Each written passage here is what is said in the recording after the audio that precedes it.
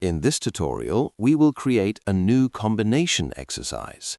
To do this, we go to the home screen, tap on Create New, and then select New Combination Exercise. Combination exercises work by combining flashcards that I have already created and then recording these combinations as audio.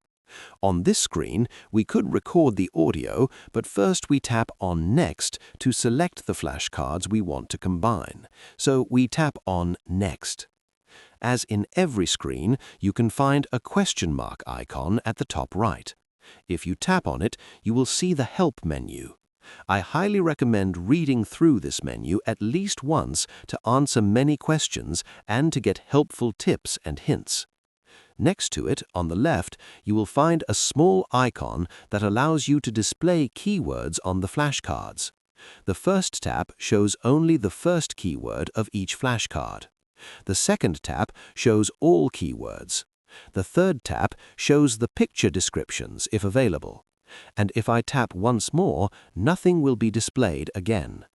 Now I need to select the flashcards that I want to combine. For example, I want to record the short sentence, "The dog runs," in German, because I'm learning German. So I look for the flashcard for dog at the bottom and tap on it. It is then added to the box at the top. Next, I select the flashcard for run. If I want to enlarge the top box because it is too small, I can simply tap and hold the small green bar and drag it up or down. This will resize the green box. I can also change the order of the flashcards at the top, and the order is very important. If I press and hold, for example, on the dog flashcard, I can move it.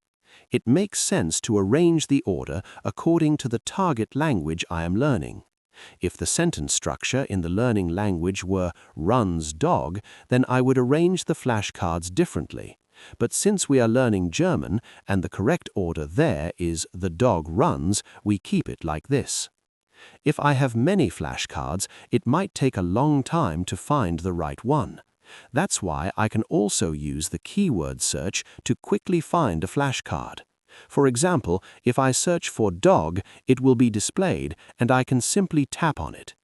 On the far right of the search bar, I can also find the category icon, which allows me to see which categories I have already used. A category is created once a keyword has been used at least twice. After selecting the flashcards, I can go back and record the audio. I will do this in German and say, "Der Hund rennt." Der Hund rennt. I can now trim the audio using the scissors icon, normalize the volume, or delete it and record it again. But since it is good, I will keep it and tap on Next. We have already selected the flashcards, so we tap Next again.